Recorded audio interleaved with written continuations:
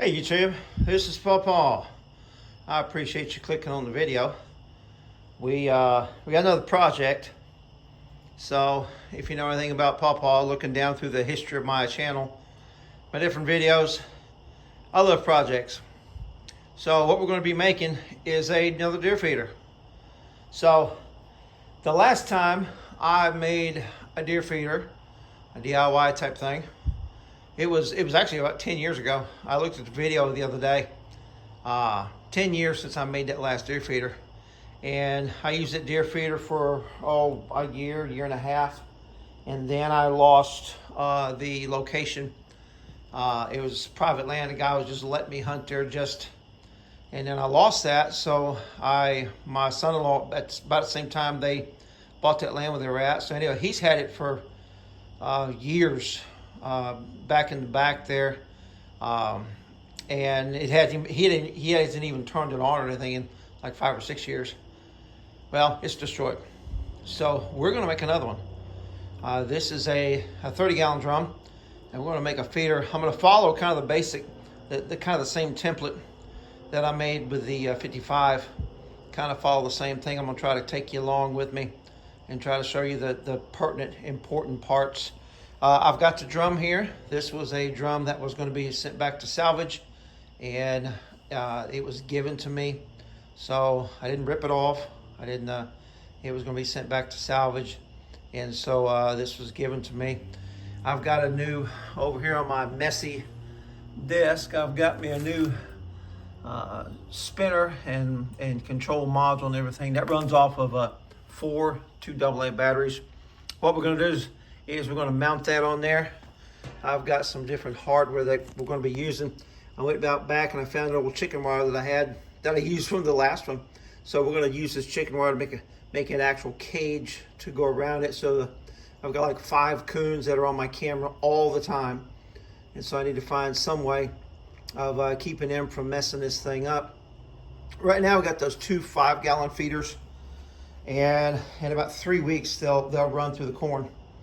So what the plan is to get this thing put together, and then we're going to go out to, I took tomorrow off, we're going to go out to the lease, and in the morning time we're going to take those 2 small ones down. We're going to mount this one. Now the way we're going to mount that is we're going to be actually mounting it on the side of the tree. I've got some large lag bolts, and I'm going to put it, probably, put those bolts up there on the side of the tree, and then I've got a couple of 2x4s. I'm going to use this bracing on either side and basically just hoist this drum up, and then we are going to use good night, what do you call those things? Boy, you're doing a video and your mind goes blank, it's we're going to use that ratchet strap. I'm going to put around the tree and around the drum, and that should hold it. That ratchet strap is rated for, I think, 500 pounds. I'll put 200 pounds on the drum. So, but this should last me, instead of lasting 3 weeks, it should last me like 9-10 weeks.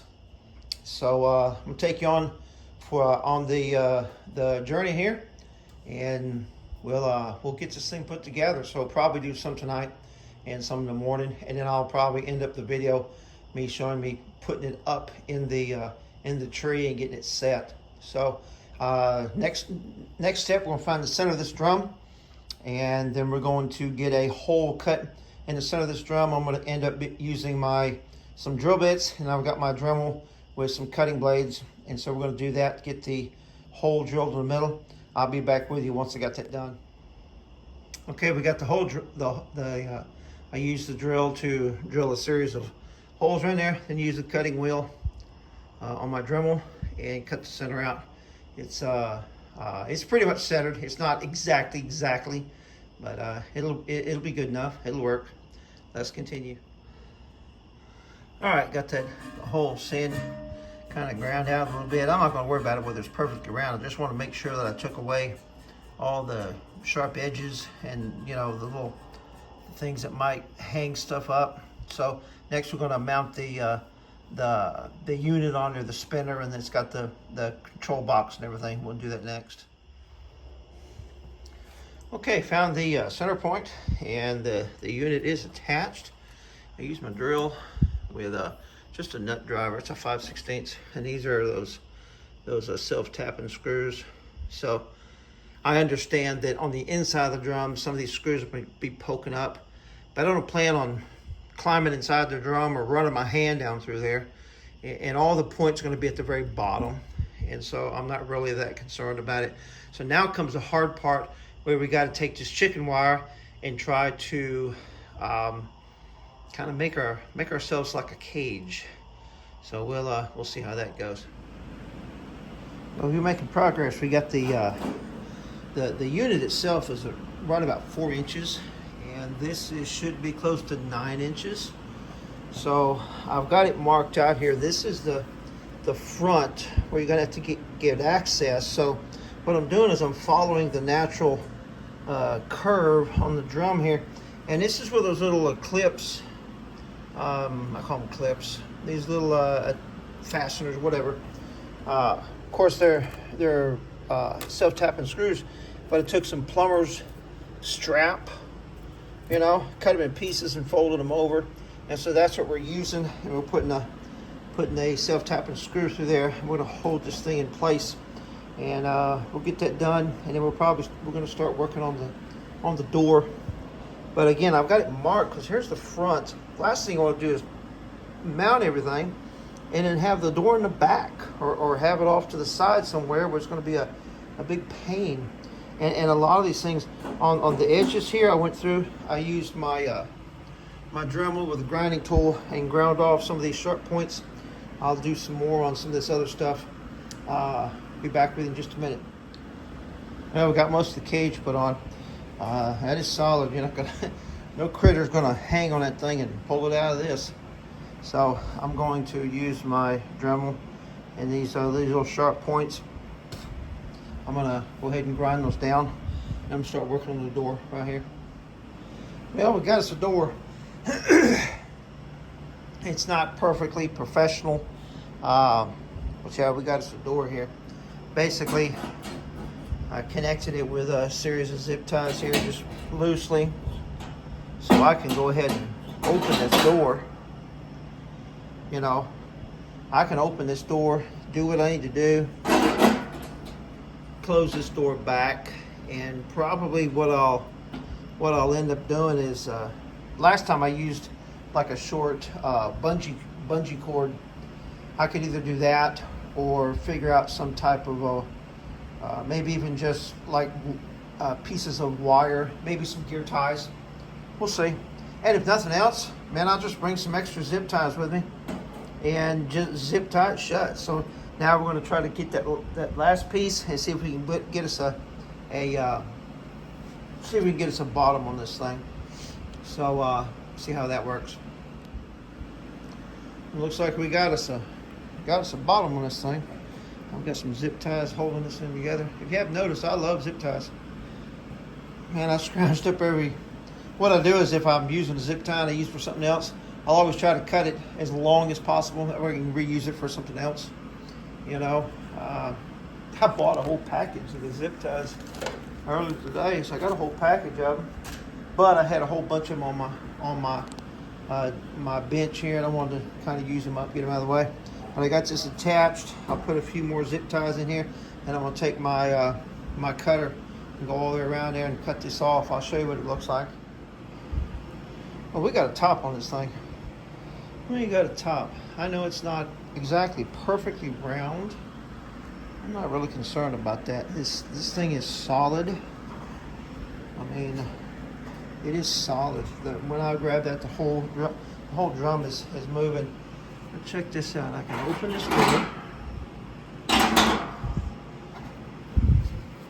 Open that door, put my batteries in. I'll do that tomorrow. And see, I have access right here to do my control panel and set my times and all that kind of stuff. Pull this back over, tie this up. We'll figure out some way of tying it. You know, we'll figure out a way to tie this thing. We might end up just coming out there with zip ties every time and tie it up. Put you several zip ties on there. You know, every time I have to fool with it. But the truth is, I think that's a pretty good.